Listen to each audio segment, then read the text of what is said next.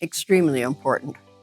There's no other word for it. It's extremely important. And the more that we learn about each other and our Indigenous neighbors, our communities with diversity, whether it's geographic, whether it's northern Alberta with very little internet, whether it's a small community from another country, whoever it is, those folks, including good old Canadians, don't have the ability to use their own voice. It's not given to them, it's not trained for them. So it's absolutely essential.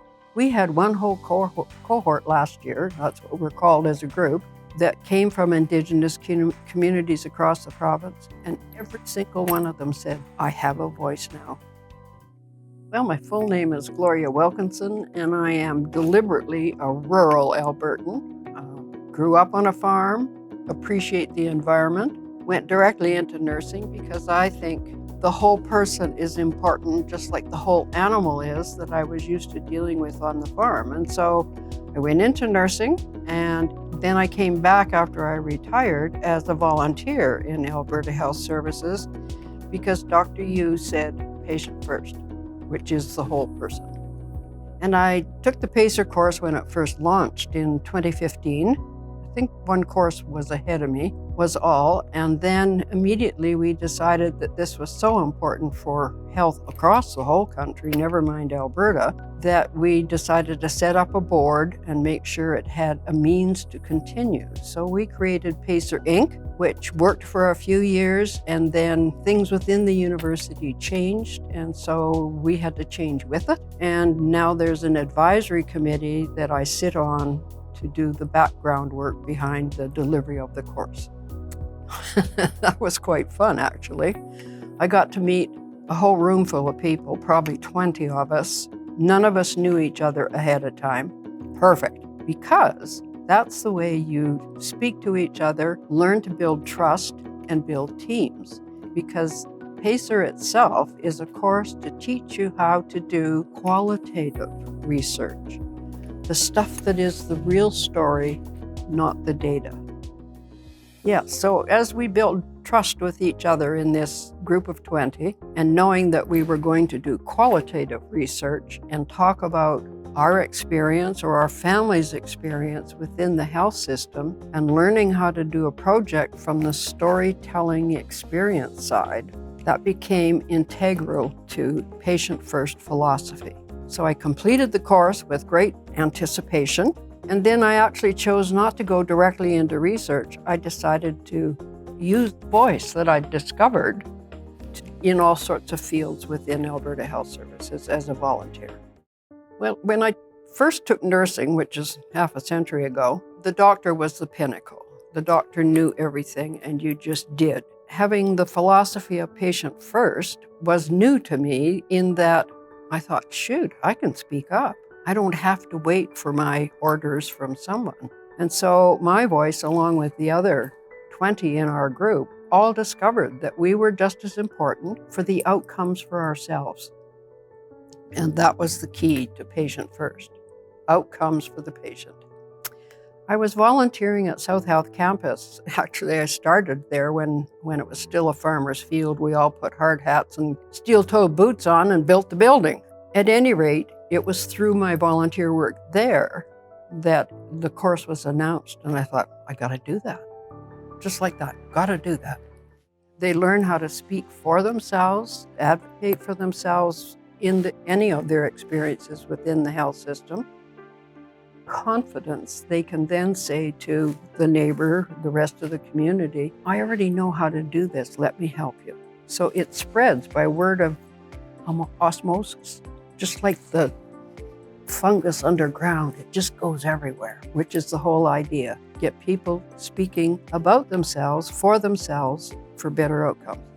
I think they gain everything. They save money because folks know how to manage within the complicated system. They save multiples of tests and the times that those tests take because the person can say, I don't need an x-ray, I only sprained it, just feel it.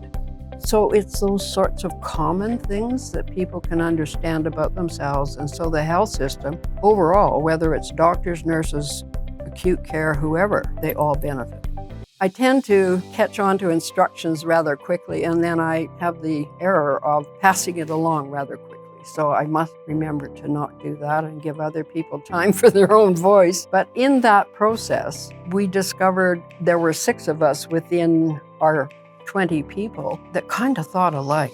So we made our own team, and we just bossed each other around, and we got done first. So that's memorable because we just clicked right along.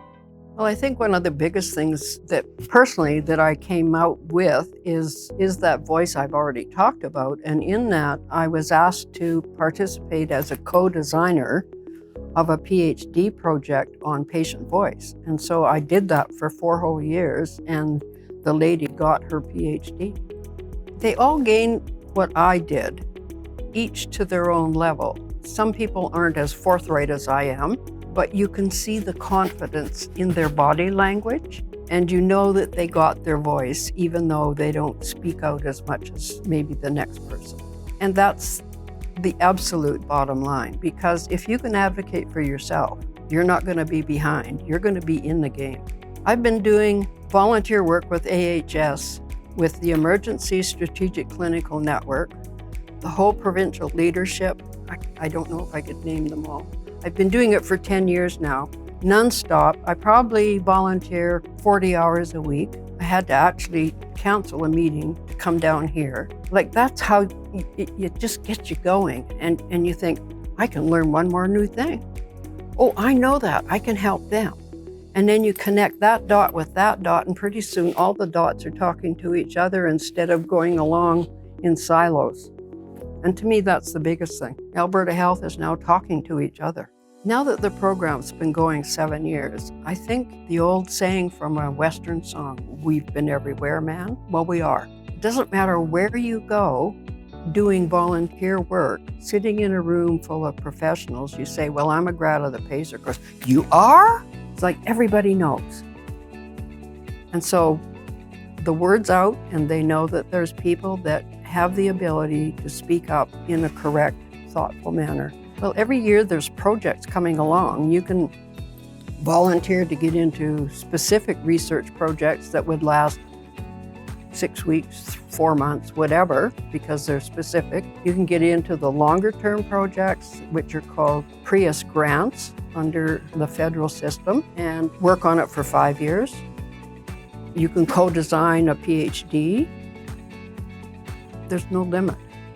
I think the biggest work is the reading that is the research end of the project you decide to take on. And it's interesting to learn how to do that research and to get access to the university library and sorts of technical details. It gives you way more confidence. Whether you speak or not, you can say, holy, I made it through that maze.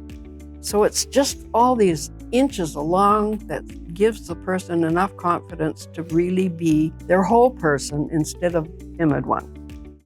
In the future, I would like to see them have a home at the university, be able to keep all of our material, whether it's digital or otherwise, there. But I think we need to be incorporated as perhaps a for-profit, let me get that out right, so that we can go national and international, because this is so important. People in Australia want to take this course, so we have to find the means to get it there. No, it is important simply because it trains people to recognize their own voice. It helped me understand more clearly that huge difference, because as I first said, here's the patient and the nurse and everybody, and there's the doc up there on the top of the mountain giving orders, send the tablet down for heaven's sakes. We don't do that anymore. The patient now goes into the doctor's office once they've had PaCER assistant training, and they can say, I've got this, this, and this symptom. What can we do together to get rid of those symptoms? So that gap is closing and communication is becoming possible. Absolutely. If you don't recognize that it's possible and better to use your own voice to look after your own health, because you're the only one with that unique experience. So if you don't find the assistance and take a course like PaCER to get that assistance, how can you move forward and close that communication gap? To me, it's essential.